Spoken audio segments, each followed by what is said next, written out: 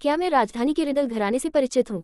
Selina अचानक रुक गई, कार के पास खड़ी हुई, उस लड़की की ओर मुस्कुराई जिसने बोला था, और डोमिनिक की तरफ ठंडी निगाह फेंकी। मैं बस समझ नहीं पा रही, उसने कहा। डोमिनिक ठिठक गया, मुट्ठी कस ली और उसे घूरने लगा। सेलिना ने ताना मारा, वॉल्सन घराने को दिवालिया जिसने किया, वो तो राजधानी के रिडल घराने वाले थे, तो तुम मुझसे क्यों आ रहे हो? तुम्हें सीधे राजधानी के रिडल घराने वालों के पास जाना चाहिए था ना। वहां मौजूद लोग चौंक गए। डोमिनिक हक्का बक्का रह गया और पहले ही रिफ्लेक्स में बोला, तुम तो राजधानी के रिडल घराने की पोती हो।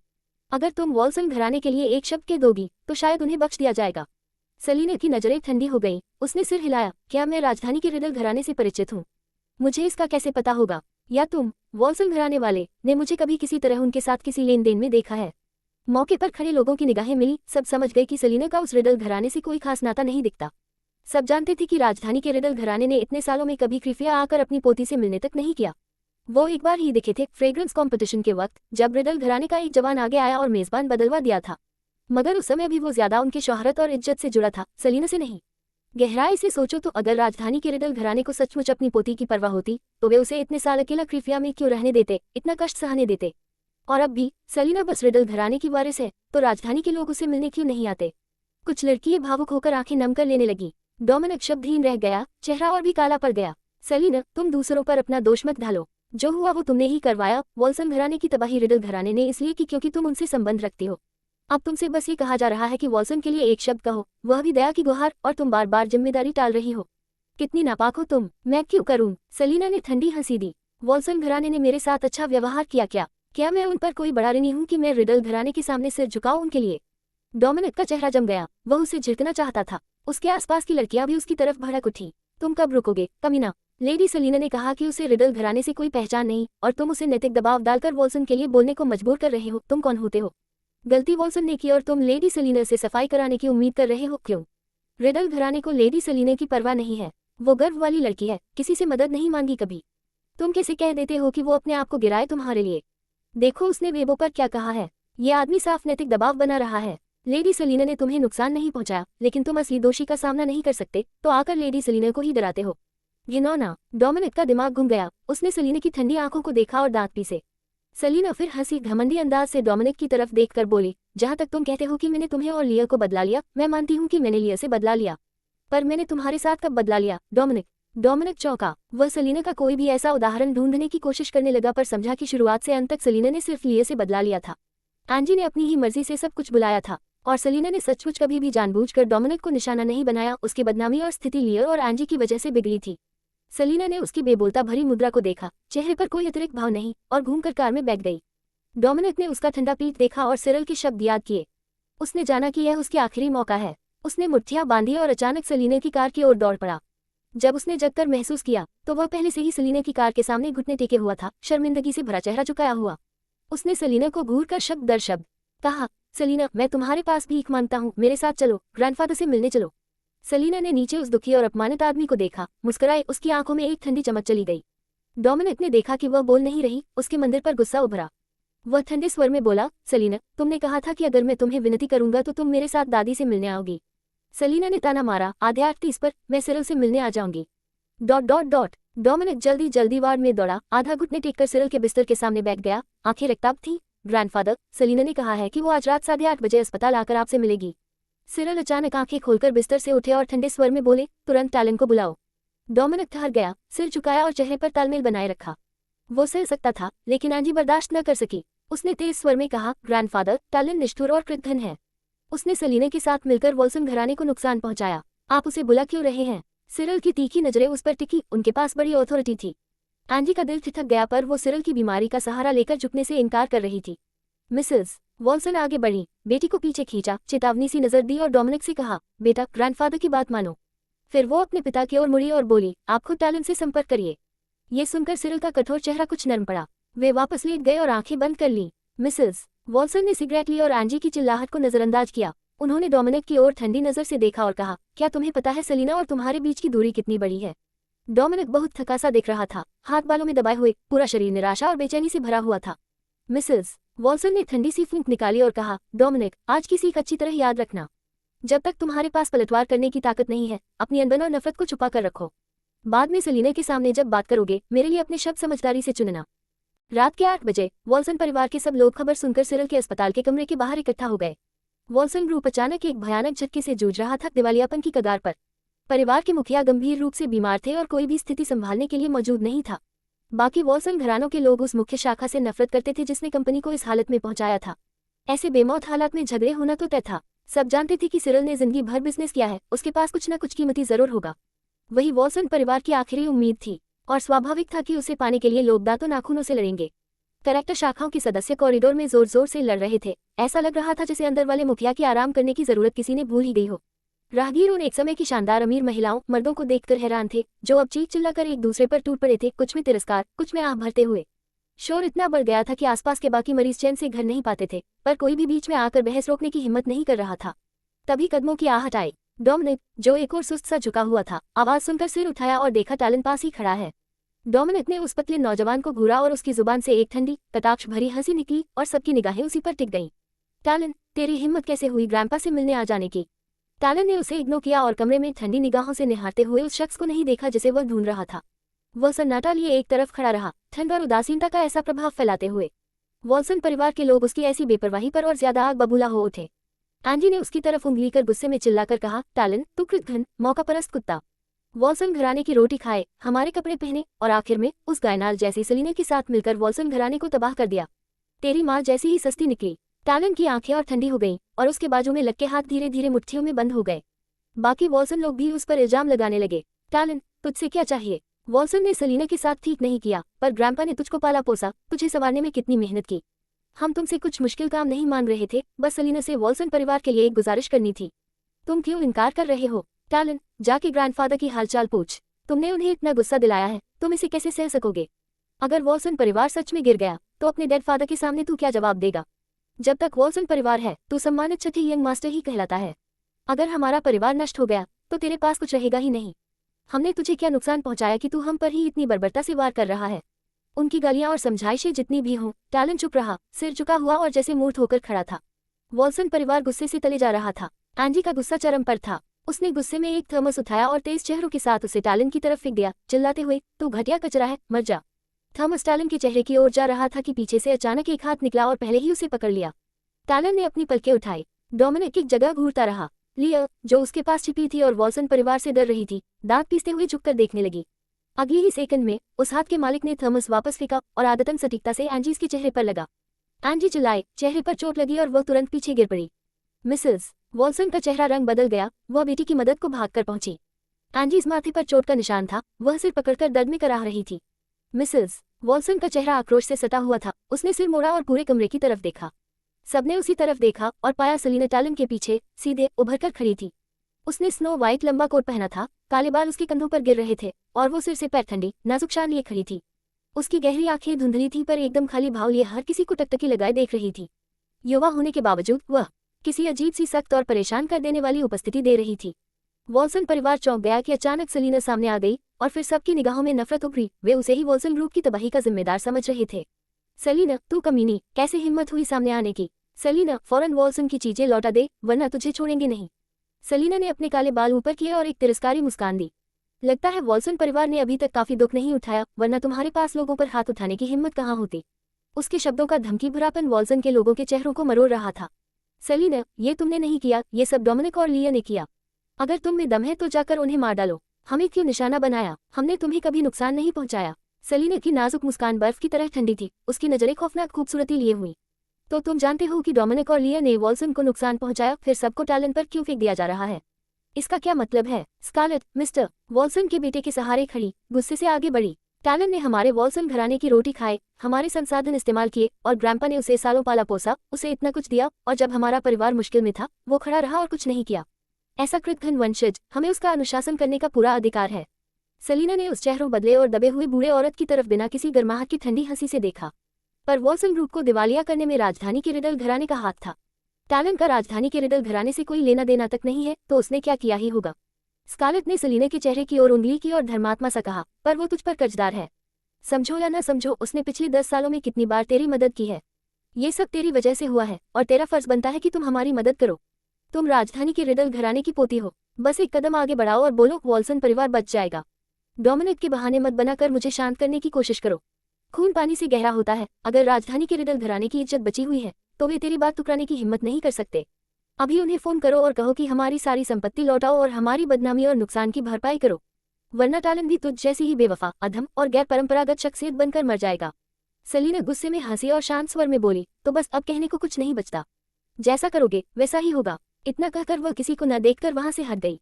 स्कारलेट स्तब्ध रह गई। वहां मौजूद भीड़ भी हैरान थी। डोमिनिक अब और सह न सका। उसने पीछे भागकर गहरी आवाज में पूछा, सेलिना, इसका क्या मतलब है? उसने उसे वादा किया था कि वह आकर उसके दादा से मिलेगी, वॉल्सन परिवार की मदद करेगी। क्या अब वो पीछे हटना चाहती है? सेलिना ने तंज भरी नजर से डोमिनिक को देखा। ऐसे इंसान से बात करना उसके लिए वक्त की बर्बादी थी। ठंडी हंसी के साथ उसकी निगाह उस बंद दरवाजे पर टिक गई। सिरिल, तुम मुझे यहाँ सिर्फ वॉल्सन परिवार का ये शर्मनाक तमाशा दिखाने के लिए बुलाए थे। वॉल्सन परिवार के चेहरे फिर से मुरझा गए और वे शब्दों से सेलिना पर टूटने ही वाले थे, तभी वार्ता बंद दरवाजा अंदर से खुला। एक नर्स ने सिरिल को बाहर धकेला। पापा, ग्रैंडपा, टैलन को छोड़कर वॉल्सन परिवार के लोग थोड़ी सी उलझन के बाद तुरंत उसके इर्द गिर्द इकट्ठा हो गए।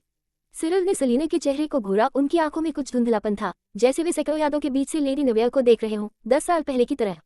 सेलिना और उसकी मां में शक्ल में भारी समानता थी, लेकिन शायद परवरिश की वजह से लेडी निवेयर शुरुआत से ही चालाक और चमकीली थी। सिरिल उस पृष्ठभूमि और संभावनाओं की ओर खींचा गया था, और उसके मरने के बाद उसने सेलिना और डोमिनिक की सगाई करवाई थी। पिछले दशक में सेलिना निडर नहीं, बल्कि डरपोक और नासमझ निकली, कुछ भी नहीं कर पाने वाली। शुरू में उम्मीद से भरा हुआ, अंत में वह पूरी तरह निराश हुआ था। यही वजह थी कि उसने सोचा कि यह निवेश वापसी नहीं देगा, इसलिए उसने लियर और डोमिनिक के मेलजोल को बर्दाश्त किया, सेलिना के साथ हुए अन्याय और नुकसान पर आंखें मूंद ली, यहाँ तक कि लियर और डोमिनिक के संबंधों में मदद भी की। पर उसने सोचा भी नहीं था कि सेलिना को एक तरह की नई जिंदगी मिल जाएगी। पिछले 6 महीनों में ये औरत क्रीफिया में नाम कमा चुकी थी, और जो किसी ने उसे कुचला, उसकी किस्मत कितनी भीषण हुई, सबक सबके सामने था। उसकी पहचान और साधन डरावने थे। भले ही राजधानी का रिडल परिवार उसे मानता न भी हो, उसका मिस्ट्री बॉयफ्रेंड ही काफी था जिससे लोग डरे। अगर डोमिनिक ने तब उसे शादी कर ली होती। सिरिल ने मुट्ठी बांधी, पश्चाताप और दुख से खुद को खींचकर बाहर निकाला। उसने सेलिना की तरफ देखा और उसके चेहरे की झुर्रियों पर मुस्कान उभर आई। नहीं, सेलिना ने काफी दिन मुझसे नहीं मिला। सिरिल ने तुमसे कुछ कहना है। सेलिना ने हल्की सी मुस्कान दी और बोली, सिरिल, मुझे आज किसी तरह की परख में न डालिए। मैं साफ कह देती हूँ, जो अभी हुआ उससे मैं बहुत नाराज हूँ। सिरिल का चेहरा कड़क गया। उसने वॉल्सन परिवार के सभी सदस्यों की ओर तीखी नजर से देखा। जिसने अभी टैलन और सेलिना का अपमान किया, तुरंत माफी मांगोगे?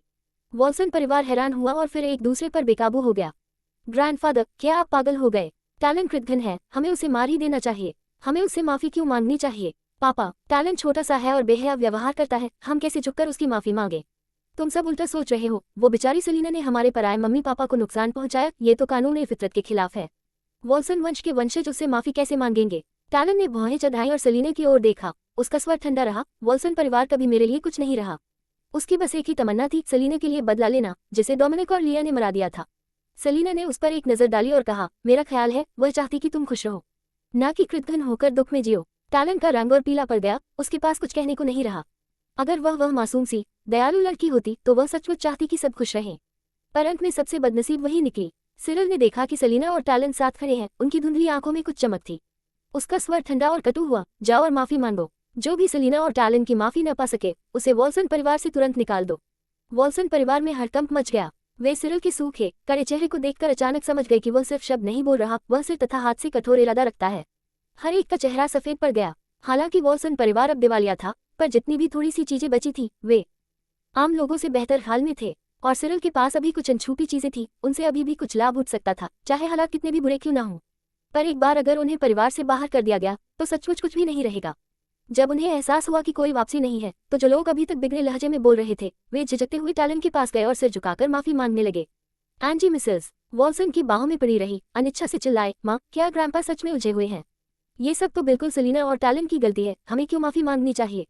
मैं नहीं जाऊंगी। अचानक मिसेस वॉल्सन ने हाथ उठाकर अपना मुंह ढांक लिया। चेहरा बेहद उदास और सख्त हो गया। वो पहले से ही सिरिल की योजना का अनुमान लगा चुकी थी और मानसिक रूप से तैयार थी, पर जब यह चीज उनके अपने कानों से सुनाई दी, तब भी दिल को चोट लगी। पर वॉल्सन परिवार के पास अब और कोई रास्ता नहीं था, और अगर यह रास्ता सही ढंग से अपनाया गया, तो भविष्य में शायद। मिसेस वॉल्सन ने ये सोचकर एंजी के कान में फुसफुसाया, शांत रहो और जाओ, टैलन और सेलिना से माफी मांग लो। एंजी ने माथे की चोट पकड़े रखी। सेलिना और टैलन की तरफ घृणा भरी नजर से देखती रही। नहीं माँ, मैं नहीं जाऊंगी। टैलन ने उनके माफी मांगने को इग्नोर किया, न माफ किया न माफी मांगी, बस ठंडी नजर से उन्हें देखा। सेलिना एक तरफ खड़ी रही, चेहरे पर विशेष भाव नहीं, बस अपनी धुंधली आंखों से लिया को देख रही थी। लिया ने हथेली चबाए और सेलिना की तरफ नफरत भरी निगाह से टिका रही थी। वो समझ नहीं पा रही थी कि सिरिल ने अचानक वॉल्सन परिवार को सेलिना और टैलन से माफी मांगवाने का आदेश क्यों दिया। क्या सिर्फ इसलिए कि सेलिना राजधानी के रिडल घराने की पोती मानी जाती थी? पर रिडल परिवार ने तो खुद इस पोती को कभी मान्यता ही नहीं दी। सिरिल के दबाव में वॉल्सन परिवार ने टैलन और सेलिना से माफी मांगी, पर वे किसी जवाब की प्रतीक्षा न करके, किसी प्रकार की नाराजगी दिखाने की हिम्मत नहीं करके एक तरफ खड़े रहे। जल्दी ही सबने माफी मांग ली, बस एंजी और स्कारलेट ही बचे जो मना कर रही थी। एंजी मिसेस वॉल्सन की बाहों में बेहोश होने का नाटक कर रही थी, जबकि स्कारलेट ताने मारकर बोली, मैं तेरी दादी हूँ। टैलन, क्या तू मुझे माफ करने की हिम्मत रखता है? तू बिजली गिरवाने से नहीं डरता? टैलन ने ठंडी निगाह से उसे देखा और कहा, और सिर्फ इतना नहीं, तुम मेरी माँ की दुश्मन भी हो। तुम्हें अब तक बिजली क्यों नहीं गिरी? स्कारलेट का चेहरा अचानक बदल गया। उसने चिल्लाकर कहा, क्या बकवास कर रहे हो? कौन है तेरी माँ की दुश्मन? वह तो कार एक्सीडेंट में मर गई थी। टैलन ने उस बूढ़े चेहरे पर गहरी घृणा जाहिर की और अपनी नज़र सिरिल की तरफ कर दी। ग्रैंडपा, मैं आपकी रिक्वेस्ट मान सकता हूँ, पर मेरी शर्तें हैं। सिरिल की नज़र टैलन पर टिक गई, वो डूबी हुई आंखें जो अभी तक नर्म और शांत लग रही थी। तो टैलन क्या चाहता है? टैलन ने ठंडे चेहरे से उसे देखा। आप स्कारलेट से तलाक लीजिए, उसे वॉल्सन परिवार से निकाल दीजिए, और उसे यहाँ से एक चम्मच भी लेकर जाने मत दीजिए। पूरे वॉल्सन परिवार में हलचल मच गई। स्कारलेट ने सदमे में सिर उठाया, उसका चेहरा गुस्से से टेढ़ा हो गया। वो टैलन पर झपट पड़ी, उसे मारते हुए चिल्लाई, तू जानवर, हिम्मत कैसे हुई तेरी? टैलन ने बिना झिझके उसे धक्का दे दिया। स्कारलेट लड़खड़ाकर गिरने ही वाली थी कि परिवार के लोगों ने उसे जल्दी से संभाल लिया। उसने अपने दोनों बेटों की बाहें जकड़ ली, हांफती हुई टैलन को घूरकर चीखी, नाजायज बच्चे, तू तो पैदा ही गंदे खून से हुआ है। मुझे तुम्हें तभी मार देना चाहिए था। स्कारलेट के बच्चे और पोते भड़क उठे। टैलन, ये तो पाप है। तू सेलिना के साथ रहकर उसी की तरह चालाक और जहरीला हो गया है। तू इंसान कहलाने लायक भी नहीं। ग्रैंडमा इतनी बूढ़ी है और तू उन्हें घर से निकालना चाहता है। कुछ भी साथ न ले जाने देना चाहता है। मतलब तू उन्हें मरवा देगा। टैलन ने उस गुस्से से भरी भीड़ को ठंडी नजर से देखा। अगर तुम सबको उसकी इतनी फिक्र है तो तुम भी उसके साथ चले जाओ। बस इतना कहना था। कुछ सेकंड पहले तक जो लोग इंसाफ की दुहाई दे रहे थे, उनकी आवाज गले में ही अटक गई। स्कारलेट की आंखों के आगे अंधेरा छा गया। तू कमीनी औलाद, निकल जा यहाँ से। वॉल्सन परिवार से अभी निकल जा। टैलन हंसा, कड़वी ठंडी हंसी। उसने सिरिल की तरफ देखा। ग्रैंडफादर, अब फैसला आपका है। स्कारलेट ने उम्मीद भरी आंखों से सिरिल को देखा। सोच रही थी वो टैलन को सबक सिखाएगा, उसे मिटा देगा, जैसे वो हमेशा करती रही। सिरिल हमेशा हठी और अहम वाला रहा था। कोई उसे चैलेंज करे, ये उसे बर्दाश्त नहीं होता। स्कारलेट को पूरा विश्वास था, टैलन जितना भी ताकतवर क्यों न हो जाए, वो एक नाजायज बच्चा ही है और सिरिल उसे कुचल देगा। सिरिल ने बस हल्की खांसी की, चेहरा वैसा का वैसा जैसे टैलन की बात कोई बड़ी बात ही न हो। फिर उसने मुस्कुराकर कहा, मैं मानता हूँ। स्कारलेट का चेहरा पत्थर बन गया। कुछ पल बाद उस पर सच का वार हुआ। वो दौड़कर सिरिल के पास गई और रोते हुए चिल्लाई, मैंने इतने साल वॉल्सन परिवार के लिए कम नहीं झेला। भले कोई बड़ा काम न किया हो, पर साथ तो दिया। तुम इस कमीने के लिए मुझे निकाल दोगे? वो पोतों पोतियों की ओर मुड़ी। टैलन मुझे बर्बाद कर देगा, तुम लोग कुछ तो बोलो। पर वे सब पीछे हट गए, जैसे उसे छूने से भी बर्बादी लगती हो। किसी को टैलन का वो वाक्य भूल नहीं रहा था। उसके साथ जाना है तो चले जाओ। स्कारलेट के सीने में आग सी उठी, चेहरा भट्टी जैसा लाल, आंखें पागल सी। उसने इधर उधर देखा, यहाँ तक कि उसके अपने बेटे भी नजर चुराते खड़े थे। गुस्से में उसका दिल फटने जैसा हुआ। डोमिनिक, मैं तुझे सबसे ज्यादा प्यार करती हूँ। टैलन तुम्हारी दादी को ऐसे बेइज्जत कर रहा है, तुम कुछ बोलोगे नहीं? डोमिनिक का चेहरा नीला पड़ गया। वो सेलिना और टैलन को घूरता हुआ सिरिल के सामने घुटनों पर बैठ गया। ग्रैंडफादर, टैलन की नीयत खराब है, आप कैसे उसकी बात मान सकते हैं? दादी को मत निकालिए। सिरिल ने स्कारलेट की तरफ देखा, आवाज भारी और सख्त, तुमने टैलन के माता पिता को मार दिया और उसे पैदा होते ही अनाथ बना दिया। अब हिसाब चुकाने का समय है। स्कारलेट स्थिर हो गई, फिर टूटकर गिर पड़ी, चेहरा जहरीली नफरत से भरा। दोनों कमीने जल्द ही बर्बाद होंगे, बहुत बुरा अंजाम होगा इनका। सिरिल ने उसे नजरअंदाज किया और सेलिना की ओर देखा। और तुम्हारी शर्त? सेलिना एक तरफ खड़ी शांति से तमाशा देख रही थी। सिरिल की बात सुनकर उसने नजर उठाए, उसकी आंखों में ठंडा बेपरवाह आत्मविश्वास था। उसने लिया की तरफ देखा, लिया घबराई हुई थी। फिर सेलिना की नजर डोमिनिक पर पड़ी, उसकी आंखों में जलता हुआ गुस्सा, नफरत, बेबसी। सेलिना हल्की सी हंसी, सिरिल, मैं बदले की पक्की हूँ। जिसने मुझे चोट पहुंचाई उसे दोहरी सजा मिलती है। तो मेरी शर्त ये है, वॉल्सन परिवार का हर वो इंसान जिसने कभी मेरा अपमान किया, उसे परिवार से निकाल दिया जाए। और वो लोग जिंदगी भर वॉल्सन ग्रुप के पास भी न फटक सके। वॉल्सन परिवार के पहले घराने का चेहरा राख हो गया। लिया का चेहरा सफेद पड़ गया। एंजी चीखी, सेलिना, चुड़ैल, तू ऐसा नहीं कर सकती। डैड, इसे निकालो, तुरंत निकालो। मिस्टर वॉल्सन का चेहरा भी बिगड़ गया। वह सेलिना के सामने घुटनों पर बैठ गया। पापा, ब्रोडी और डोमिनिक आपके बेटे और पोते हैं। उन्होंने गलतियां की होंगी, पर इतने साल वफादार रहे हैं। अगर उन्हें निकाल दिया तो कैसे जिएंगे? डोमिनिक की आंखों में खून उतर आया, जैसे वह सेलिना को फाड़ खाना चाहता हो। बाकी सब भी दूर हट गए। किसी को नहीं पता था सेलिना का अगला वार किस पर होगा। सिरिल ने भौहें सिकोड़कर पूछा, सेलिना, क्या तुम डोमिनिक को पूरी तरह खत्म कर दोगी? सेलिना मुस्कुराए, सिरिल, आप ज्यादा चिंता कर रहे हैं। डोमिनिक यहाँ से निकलेगा भी तो भूखे नहीं मरेगा। आखिर उसके पास उसकी प्यारी फियोंसे तो है ना। लिया का चेहरा नफरत और बेबसी से कांप उठा। उसका अमीर बनने का सपना जलकर राख हो गया था। वो किसी अमीर परिवार में रानी बनना चाहती थी और आखिर में उसे उसी परिवार को पालना पड़ेगा जिसे वह इस्तेमाल कर रही थी। उसके सपने टूटकर दूर हो गए, वह लगभग पागल सी हो गई। एंडी तो पहले से ही टूट चुकी थी। उसने नफरत भरी आंखों से सेलिना को देखा। अगर सेलिना नहीं होती तो उसकी जिंदगी न बर्बाद होती, न बदनाम होती, न आज उसे घर से निकाला जा रहा होता। वो पागलपन में चीख उठी, मर जा तू चुड़ैल। किसी तरह उसे एक चाकू मिला और वो बाघ की तरह सेलिना पर झपट पड़ी। मर, अभी मर। लिया भी कुछ करने को तैयार हुई पर अचानक जैसे उसे कुछ एहसास हुआ और वह ठिठक गई।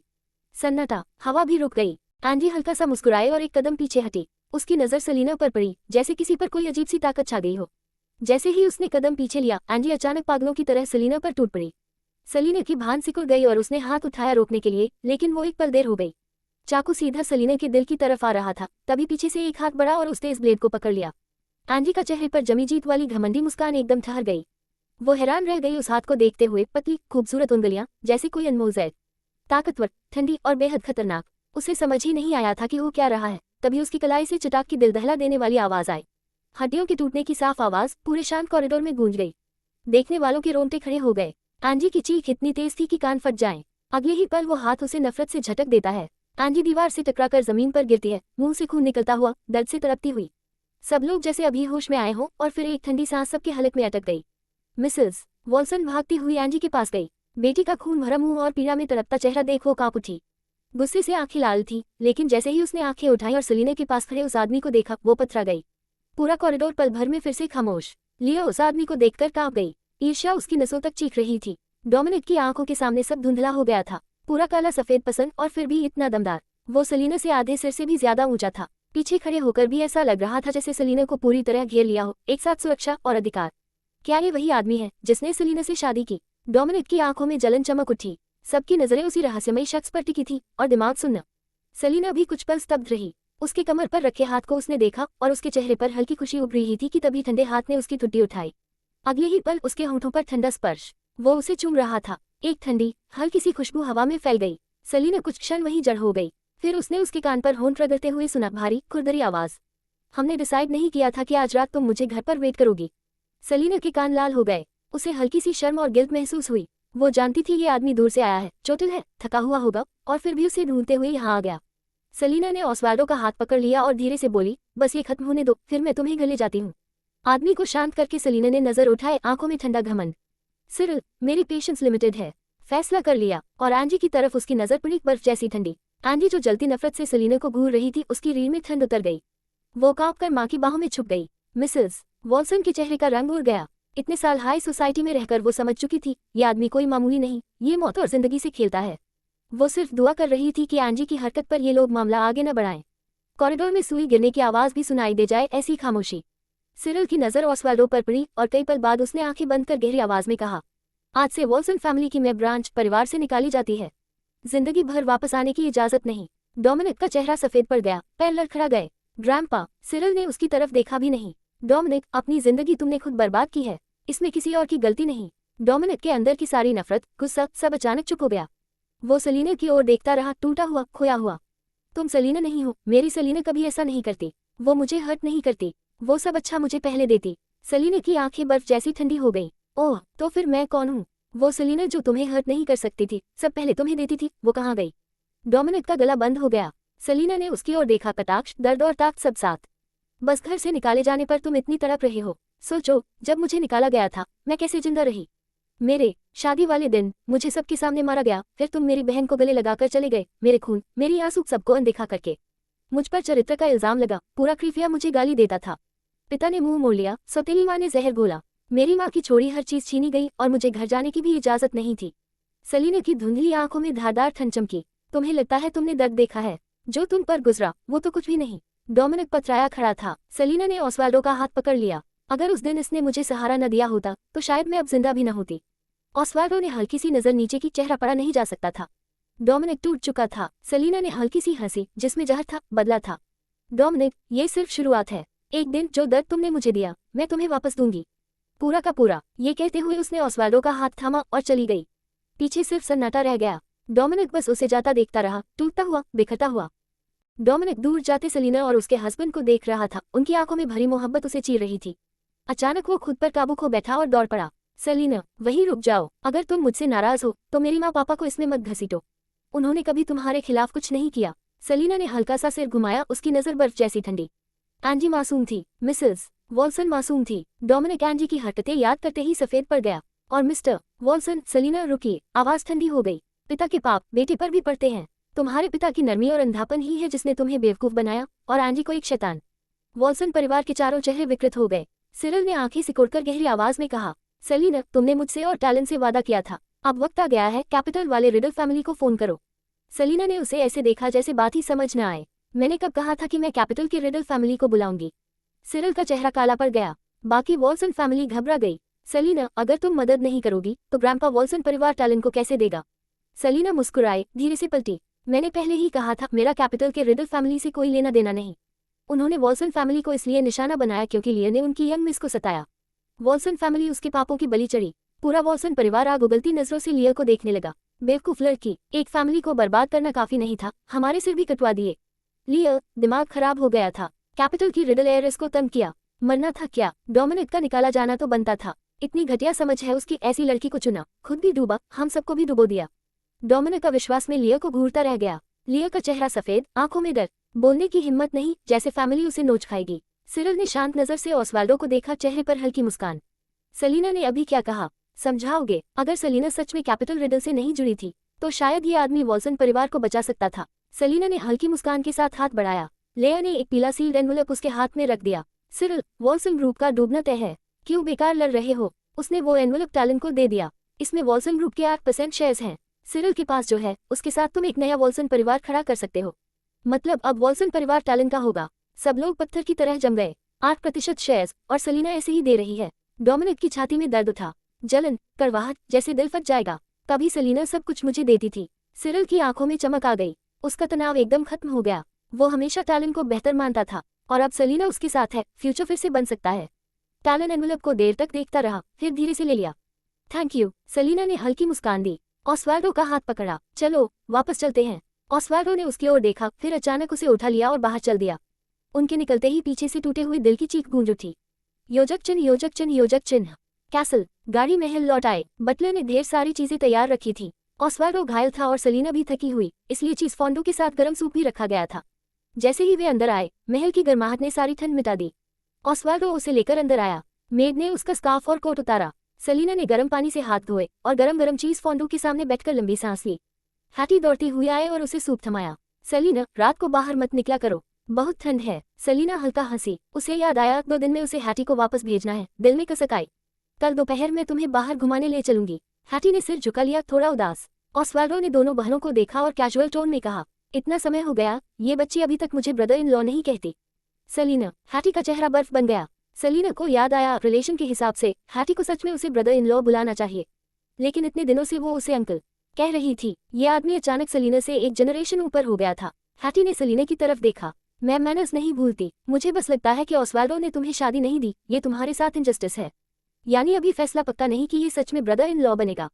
छोटी बहन साफ समझ गई थी सेलिना आगे जाकर भागने का प्लान बना रही है।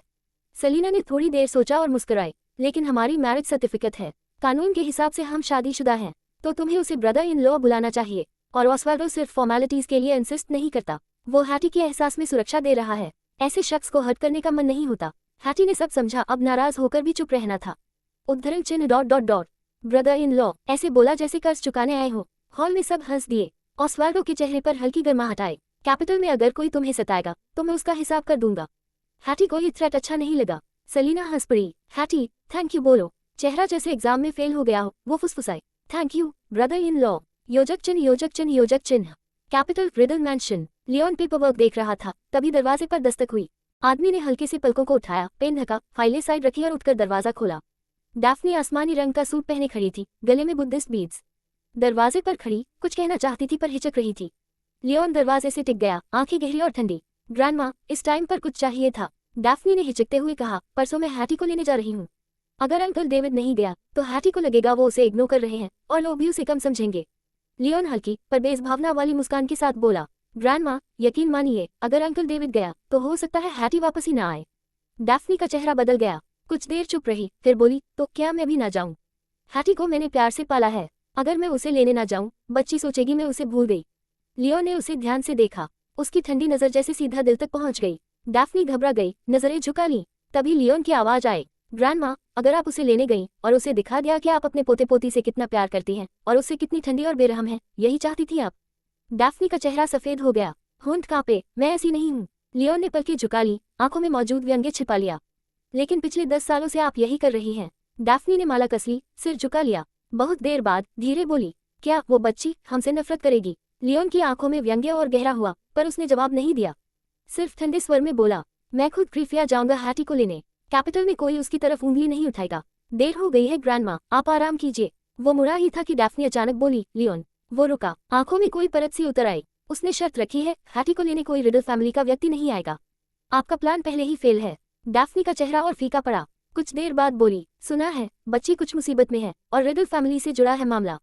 प्लीज उसे मुश्किल में मत डालो। लियोन की आंखें ठंडी हो गईं। आपको ये सब किसने बताया? डैफ्नी घबराए, नजरें घुमा ली। किसी ने नहीं, मैंने बस उसके हालात देखे। वॉल्सन फैमिली उसके करीब है। अगर लोगों ने सोचा कि उसने किसी बुजुर्ग की मौत का ब्लेम लिया, अच्छा नहीं लगेगा। हैटी उससे प्यार करती है, उसे फर्क नहीं पड़ेगा। तो क्यों ना छोड़ दे ये बात। अगर कभी वो रिडल फैमिली को बुलाए, प्लीज उसका साथ देना। लियोन की भौहें सिकुड़ गईं, नजर और ठंडी हो गई। ग्रैंडमा, डैफ्नी ने डरते हुए सिर उठाया। लियोन की आवाज बर्फ सी थी। आंट नवे अब नहीं है। अब आपके पास ना बेटी है न पोती। आगे से उसके मामलों में दखल मत दीजिए। जैसे 10 साल से कर रही थी वैसे ही प्रिटेंड कीजिए वो एग्जिस्ट ही नहीं करती। यही सबसे अच्छा है। डैफ्नी का चेहरा सख्त हो गया, आवाज भी तेज। लियोन। लियोन ने माथा मल लिया। वो दादी को चोट नहीं देना चाहता था, पर उसे पता था अगर वो लोग सेलिने के आसपास घूमे और उसे नाराज कर दिया, सबका नुकसान होगा। वो औरत डैफ्नी को इस्तेमाल करके सेलिने को उकसाना चाहती थी। लियोन की आंखों में ठंडक चमकी। ग्रैंडमा, अगर आप उसके मामले में पड़ी, वो नाराज हो गई तो रिडल फैमिली उसकी दुश्मन बन जाएगी और फिर सब दर्द झेलेंगे। इसलिए दूर रहिए। डैफ्नी की आंखें नम हो गईं। मैं तो बस चाहती थी उसकी जिंदगी बेहतर हो जाए। क्या ये इतनी बड़ी मांग है? लियोन ने कड़वी हंसी हंसी। अगर 10 साल पहले कहा होता शायद। अब बहुत देर हो चुकी थी। वो समझ चुका था सेलिना को रिडल फैमिली से कोई लेना देना नहीं चाहिए।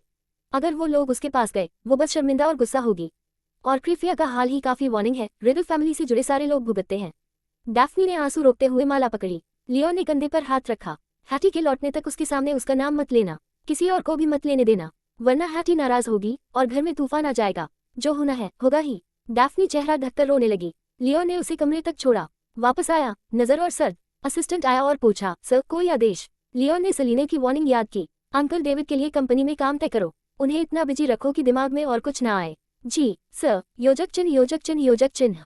क्रीफिया। चीज हॉट पॉट खाने के बाद सेलिना और हैटी गार्डन में घूमी। फिर हैटी पढ़ने चली गई और ऑस्वाल्डो सेलिने को बेसमेंट ट्रेनिंग के लिए ले गया। रात के 10 बजे ऑस्वाल्डो सेलिने को उठाकर बाहर लाया। आज ठंड थी। नहाने के बाद सेलिना ने पजामास पहने और देखा ऑस्वाल्डो अब भी उसके कमरे में था। सेलिना उसकी तरफ चली। वो उसके बेड पर बैठा था। ऑस्वाल्डो खड़ा हुआ और हेयर ड्रायर उठाया। सेलिना ने टॉवल रखा और चुपचाप उसके पास आकर उसकी गोद में घुटनों के बल बैठ गई, हेयर ड्राई होने का इंतजार करते हुए। ऑस्वाल्डो की लंबी उंगलियां उसके बालों में फिसली, धीरे धीरे सुखाते हुए। खत्म हुआ तो ड्रायर नीचे रखा। सेलिना ने उसकी तरफ देखा, चुपचाप। वो यूं रुकता नहीं था, मतलब कुछ कहना था। वो बस उसके खूबसूरत चेहरे को देखती रही, इंतजार किया। ऑस्वाल्डो ने उसका थोड़ी पकड़ ली, कुछ देर उसे देखा, फिर धीमी गहरी आवाज में बोला, तुम। सेलिना ने थोड़ी पर हाथ रखा, मुस्कुराते हुए। यस। सेलिना ने जिंदगी में कभी किसी आदमी में इतनी ठंडी, इतनी अकेली सी वाइब नहीं देखी थी। वो खुद को रोक नहीं पाए। उसने हल्के से उसका चेहरा छू लिया और धीमी आवाज में पूछा, क्या हुआ? ऑस्वाल्डो ने उसकी पतली उंगलियां पकड़ ली, थोड़ा झुककर अपनी नजरों में उसे जैसे बांधते हुए बोला, अगर मैंने कुछ ऐसा किया जिससे तुम दुखी हो जाओ तो क्या तुम मुझे ब्लेम करोगी? सेलिना ने पलकें झपकाई, फिर सिर हिलाया। नहीं। ऑस्वाल्डो की नजरों में अचानक चमक आई। वो उसे देखता रहा, आवाज धीमी लेकिन दिल की धड़कनें बढ़ा देने वाली। नहीं। सेलिना की आवाज नर्म लेकिन दिल में हल्की चुभन। क्रीफिया में नहीं, पूरे हिच कंट्री में ऐसा कोई नहीं जिसके लिए मैं तुमसे नाराज हो जाऊं। मेरे लिए तुम सबसे खास हो। तो उसकी उंगलियां हल्के से ऑस्वाल्डो की खूबसूरत आंखों पर फिसली। ऐसे मत देखो, मुझे दुख होगा। और वो जानती थी वो उसके लिए कितना कुछ कर रहा है। अगर उसने कोई फैसला लिया है, उसका कोई कारण जरूर होगा। वो सेल्फिश बनकर ब्लेम नहीं करेगी। समझ भी थी और कहीं न कहीं न चाहते हुए स्वीकार भी। पर ऑस्वाल्डो के चेहरे पर खुशी नहीं आई। उसकी घनी पलकें झुक गई, चेहरा थोड़ा फीका। और एच कंट्री के बाहर? उसने धीरे पूछा। सेलिना ने होंठ काटे, धीमी आवाज। I am sorry. उसे सब पता नहीं था, पर उसे महसूस हो रहा था ये बेचैनी उसी से जुड़ी है। उसके माफी मांगते ही ऑस्वाल्डो का चेहरा पूरी तरह फीका पड़ गया। उसने उसका हाथ कसकर थाम लिया। अचानक चुपकर ठंडे होंठ उसके चेहरे से छू गए। कहा था ना, ये बात दोबारा मत कहना। वो ये शब्द बर्दाश्त नहीं कर पाता था। प्यार की दुनिया में सिर्फ 2 ही जवाब होते हैं, आई एम सॉरी या आई लव यू। और अगर कभी उसने उसे कहा आई लव यू और सेलिना जवाब में ये बोल दे जहां सेलिना नहीं देख पा रही थी, उसके चेहरे पर एक डरावनी सी पॉजेसिव पागलपन की झलक थी। सेलिना का दिल धक से रुक गया। रीढ़ में एक ठंड सी दौड़ गई। वो उसकी बाहों में थी, बोलने की कोशिश की पर आवाज नहीं निकली। ऑस्वाल्डो को एहसास हुआ उसकी सांसों की तीव्रता ने शायद उसे डरा दिया है। वो अचानक खुद को रोकता है, एक घुटने पर उसके सामने बैठ गया, जैसे किसी मंदिर में हो। उसकी आवाज बहुत नर्म। मेरी गलती है। उसे पता था उसके अंदर खामियां हैं। वो हर किसी जैसा नहीं है। शायद कोई लड़की उसके इस पागलपन को सह नहीं पाएगी, पर उसके लिए सेलिना जहरीली आदत बन चुकी थी। उसे देखते ही पता चल गया था, ये लड़की उसकी रूह से निकली हुई है। तो चाहे दुनिया जल जाए, चाहे वो उन लोगों को तकलीफ पहुंचाए जिन्हें वो प्यार करती है, वो उसे जाने नहीं देगा। चाहे उसके पंख तोड़ने पड़े, उसका दिल, उसकी सहन शक्ति टूट जाए, वो उसे अपने पास रखेगा। उसे चाहिए सिर्फ वही। सेलिना की पलकों में हल्की कपकपी आई। उसने धीरे से उसे गले लगा लिया। तुम जो भी करो मैं माइंड नहीं करूंगी। मान लो हम बराबर हैं, ओके? अब मैं वो बात फिर नहीं कहूंगी। और तुम खुद को ब्लेम मत करो, ओके? ऑस्वाल्डो उसकी आंखों में गहराई से देखता रहा, आवाज धीमी। तुम मुझे ब्लेम नहीं करोगी और वो बात कभी नहीं कहोगी। सेलिना ने मासूम सी मुस्कान देकर सिर हिला दिया। हाँ, ना ब्लेम करूंगी ना वो बोलूंगी। ऑस्वाल्डो मुस्कुराया, एक चमक लेकिन खतरनाक। याद रखना, वरना बात अधूरी रह गई। पर अंदाजा लगाना मुश्किल नहीं था। पर सेलिना तो बस मुस्कुरा रही थी, जैसे कोई खिली हुई फूल। मैं अपने वर्ड से पीछे नहीं हटूंगी। ऑस्वाल्डो हंसा, उसे उठाकर बेड पर लेटाया, रजाई उड़ाई। सो जाओ, मैं यही हूँ। सेलिना ने उसे देखा, दिल कुछ अजीब सा गुनगुनाया। मॉम के अलावा किसी ने मुझे सुलाया नहीं। वो हमेशा सोचती थी किसी दूसरे की ब्रीदिंग उसे परेशान करेगी। पर आज ऑस्वाल्डो का चेहरा देखकर शांति थी, गर्मी थी, घर जैसा एहसास। ऑस्वाल्डो ने उसकी नाक दबाई। यू लिटिल ट्रबल मेकर, सो जाओ। मैं तुम सो जाओ तब जाऊंगा। सेलिना ने रजाई ऊपर खींची, आंखें चमक रही थी। तुम सब लड़कियों के साथ इतने स्वीट होते हो। ऑस्वाल्डो की नजर अंधेरे में खिलते शैतानी फूल जैसी नर्म पर खतरनाक। वो हल्का हंसा, बिल्कुल नहीं। सेलिना पलकें झपकाई। ऑस्वाल्डो झुका, उसकी आंखों में देखा। तुम अलग हो। सेलिना ने गाल ढक लिए। तुम मेरी वाइफ हो। उसकी ब्लड रेड मुस्कान फैली। अपनी वाइफ का ख्याल हर आदमी अलग तरह से रखता है। सेलिना की आंखें चमक उठी। वो शर्मा गई, गुड नाइट, और आंखें बंद कर ली। ऑस्वाल्डो हल्का हंसा, सीधा बैठ गया, उसे स्पेस देते हुए। साइलेंस। सेलिना को महसूस हुआ वो अभी भी यही है, उसके साथ, उसे सुलाने के लिए। कुछ पल बाद उसने आंखें खोली, छोटे बच्चे जैसी आवाज, मैं सो नहीं पा रही। ऑस्वाल्डो ने जरा भी झुंझलाहट नहीं दिखाई, जैसे वो पहले से तैयार हो। उसने मेज से स्टोरी बुक उठाया। बेटाइम स्टोरी सुनोगी? सेलिना मुस्कुराए। स्टोरी नहीं, बल्कि। ऑस्वाल्डो ने भान उठाए। क्या? उसके गाल फिर लाल, रजाई में छिपते हुए। मॉम गाना गाया करती थी। ऑस्वाल्डो की आंखों का अंधेरा वैसा ही रहा, पर आवाज में कोई इनकार नहीं। ओके। सेलिना की आंखें चमक उठी, और रात की चुप्पी में एक नर्म, गर्म आवाज गूंजी। The world took off its vast mask to its lover and became small as one song, as everlasting as one kiss. You saved the world and I'll save you. You love the world and I'll become the world. I will be your pawn, guarding my king. मैं तुम्हारी pawn बनूंगी, अपने king की रक्षा करती हुई। ये melody ऊंची थी, ना बहुत धीमी, सुनने में कोई खास चीज नहीं थी, पर फिर भी उसमें एक ऐसा जादू थकर दिल में बस जाता है। आवाज मानो किसी फरिश्ते की सॉफ्ट ललबाई हो। सेलिना को नहीं पता कितनी देर वो डूबी रही, बस उसकी चेतना पूरी तरह खोने ही वाली थी कि किसी ने झुककर उसके माथे पर हल्की सी किस दे दी। और फिर बेहद नर्म आवाज, गुड नाइट। सेलिना की सोई हुई मुस्कान हल्की सी खिल गई। आज रात उसके सपने जरूर मीठे होने वाले थे। योजक चिन्ह, योजक चिन्ह, योजक चिन्ह। अगली सुबह सेलिना की ब्राइटनेस देखते ही बनती थी, चेहरा ग्लोइंग, एनर्जी फुल। सुबह सुबह ही सुनने के बावजूद कि यंग मास्टर बहुत जल्दी निकल गए थे, उसकी गुड मूड पर कोई असर नहीं पड़ा। कैसल के बाहर आते ही हैटी ने नाक सिकोड़ कर कहा, सेलिना, ये अंकल ऑस्वाल्डो हमेशा इतने बिजी रहते हैं, तुम्हारे पास रहने का टाइम ही नहीं है, तुम्हें उस पर गुस्सा होना चाहिए। ये बात आम थी, लेकिन कल रात जब उसे मजबूर होकर ऑस्वाल्डो को ब्रदर इन लॉ मानना पड़ा, तो हैटी को लगा अब सेलिना का हक भी वो देखेगी। इतनी प्यारी वाइफ को यूं अकेला छोड़ देना, ये तो क्लियरली पति की ड्यूटी फेल है। ऊपर से हैटी खुद कल निकलने वाली थी। अगर ऑस्वाल्डो ऐसे ही बिजी रहे और सेलिना अकेली खाना सोना करे, तो उसे सच में अकेलापन लगेगा। सेलिना ने हैरानी से हैटी को देखा, ये फिर से उसे अंकल क्यों बुला रही थी। हैटी ने होंठ भींचे, उंगलियों पर गिनते हुए बोली, ना एंगेजमेंट गिफ्ट, ना प्रपोजल, ना वेडिंग ड्रेस, ना रिंग, ना वेडिंग सेरेमनी, बस 2 मैरिज सर्टिफिकेट्स। जब तक ये सब पूरा नहीं होता, उसे ब्रदर इन लॉ बोलने का हक नहीं। सेलिना हंस पड़ी, पक्का हैटी रात भर नहीं सोई होगी। लेकिन सच कहें, ये उसकी खुद की नेचर जैसा ही था। अगर उसकी छोटी बहन को कोई ऐसे एक पेपर पर ले जाता, तो वो भी खुश नहीं होती।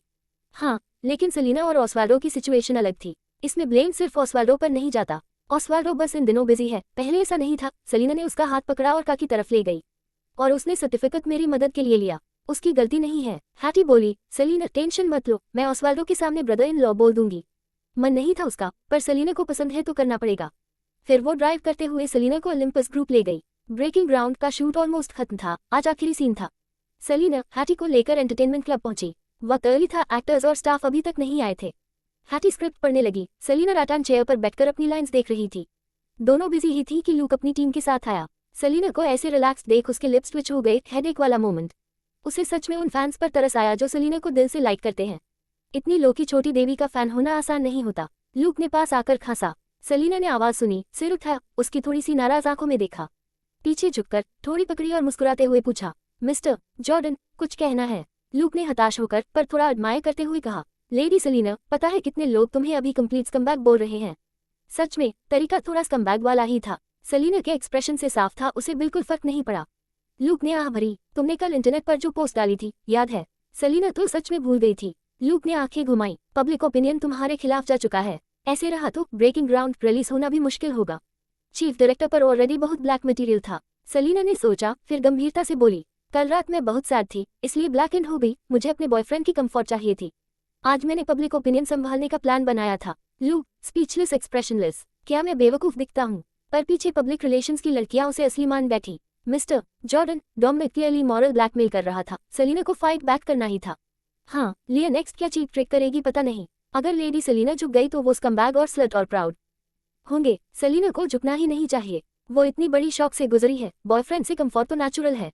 अभी सिर्फ एक रात हुई है, सिचुएशन संभल जाएगी। आप सेलिना पर ज्यादा हाश हो रहे हैं। लूक स्टन रह गया। सेलिना ने आईब्राउ उठाए, स्क्रिप्ट साइड में रखी और फोन निकाला, वेबो खोला। कल डोमिनिक को रिप्लाई करने के बाद उसने आगे कुछ देखा ही नहीं था। लेकिन कुछ लाइंस ने मॉरल बाउंड्री क्रॉस कर दी थी और क्रिटिसिज्म अचानक बहुत बढ़ गया था। आखिरकार आज भी सोसाइटी में फिलियल पायटी बहुत भारी मानी जाती है।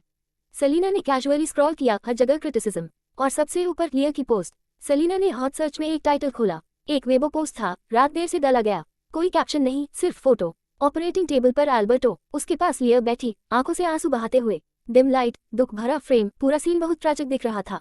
नीचे जनता सेलिना को गालियां देती हुई। सेलिना गुस्से में हंस पड़ी। फोटो लिया ने पोस्ट नहीं की लेकिन क्लियरली उससे ही जुड़ा था। कल चुपचाप चोट खाने के बाद ये बदले की कोशिश थी। सेलिना ने फोटो जूम करके एल्बर्टो का चेहरा देखा।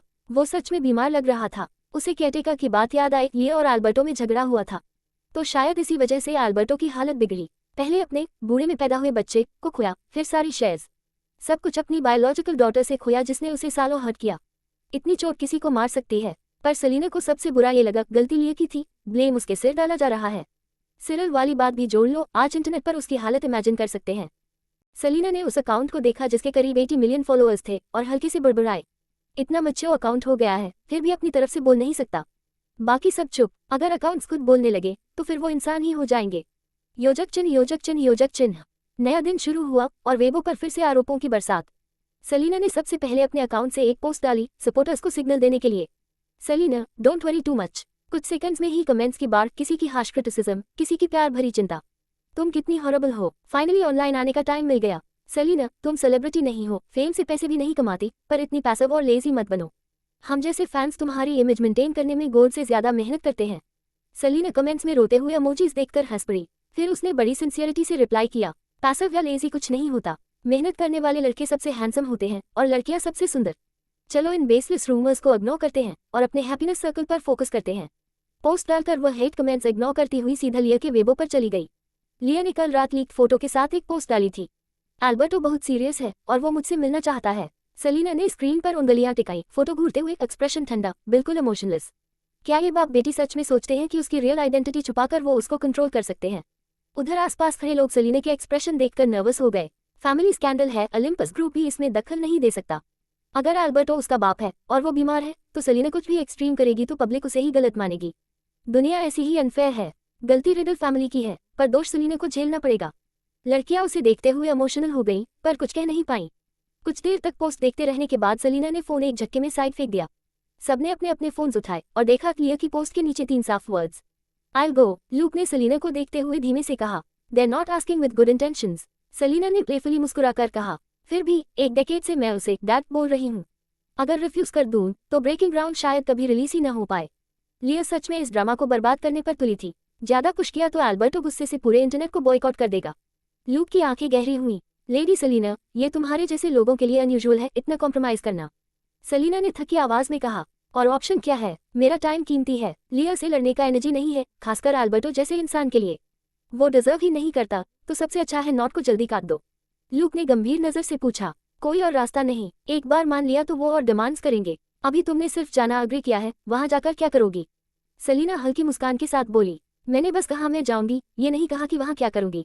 उसने हाथ से काटने जैसा जेस्चर किया, आंखें चौड़ी, एक फियर्स वाइब। उम्मीद है मिस्टर रिडल सामने आए और सच में एटीट्यूड दिखाए। लुक स्टन्ड, क्या वो सच में उस आदमी को? फिर सबने कलेक्टिव रियलाइजेशन लिया, नो, सेलिना फियर्स है, पर वो इतनी भी नहीं कि पैट्रिसाइड कर दे। एलिगेंट क्लासी ब्यूटी कभी ऐसा नहीं करेगी। लुक ने हल्की रिग्रेटफुल साई ली। वेल, फिर कुछ नहीं किया जा सकता। वो प्यार टीम के साथ निकल गया। योजक चिन्ह, योजक चिन्ह, योजक चिन्ह। तभी क्रू आने लगा। सेलिना ने फोन रखा, उठ खड़ी हुई। हैटी दौड़ती आए, सेलिना जैसी ड्रेस हाथ में लिए हुए। सेलिना, ये तुम्हारी ड्रेस। सेलिना हंसी, बाल ठीक की, ड्रेस ली और ड्रेसिंग रूम में चली गई। 4 महीने की शूटिंग में सब एक्टर्स अपने रोल्स में पूरी तरह ढल चुके थे। वार्म अप की जरूरत नहीं, क्लोथ्स बदले, कैरेक्टर बन गए। सेलिना को चेंजिंग रूम जाते देखकर बाकी एक्टर्स बेचैन हो गए, दिल में हल्की घबराहट। आखिरकार किसी ने कहा, लेडी सेलिना ने कभी एक्ट नहीं किया, कहीं प्रॉब्लम तो नहीं होगी। कुछ पल की चुप्पी, फिर आवाज, स्क्रीन राइटर और डायरेक्टर केपेबल होंगे। दूसरा एक्टर बोला, स्टोरी की टाइम स्पैन बहुत लंबी है। शुरुआत में हम सबको भी स्ट्रगल हुआ था। लेडी सेलिना को फाइनल सीन्स करने हैं, ये बहुत डिमांडिंग है, और वो मेडिकल स्टूडेंट है, उसने कभी एक्टिंग सीखी नहीं। रिजल्ट अच्छा न हुआ तो फेसेस टेंस हो गए। 4 महीने की मेहनत, गहरा जुड़ाव, ड्रामा परफेक्ट है, resources, story, acting top level. Final में गड़बड़ हो गई तो सब बर्बाद। सभी ड्रेसिंग रूम की तरफ देखते रहे, वरी से भरे हुए। योजक चिन्ह, योजक चिन्ह, योजक चिन्ह। उधर लुक अपने ऑफिस में पहुंचा। असिस्टेंट फाइल्स रखकर जाने लगा, तभी लुक ने कहा, वेट। असिस्टेंट मुड़ा, मिस्टर जॉर्डन। लुक उसके पास जाकर कुछ फुसफुसाया। असिस्टेंट स्टंट ईयर्स पर भरोसा नहीं हुआ। 2 बार कंफर्म किया, लुक मजाक नहीं कर रहा था। असिस्टेंट सीरियस होकर बोला, मिस्टर जॉर्डन, अगर लेडी सेलिना को पता चला, वो नाराज हो जाएंगी। सबसे बड़ी बात समझ नहीं आ रहा था कि बॉस ऐसा क्यों कर रहा है। लुक की आंखें गहरी हुई, हल्की मुस्कान, तुम बस हैंडल करो, कॉन्सिक्वेंसेस मैं लूंगा। असिस्टेंट ने डाउट दबाया और इंस्ट्रक्शंस फॉलो करने चला गया।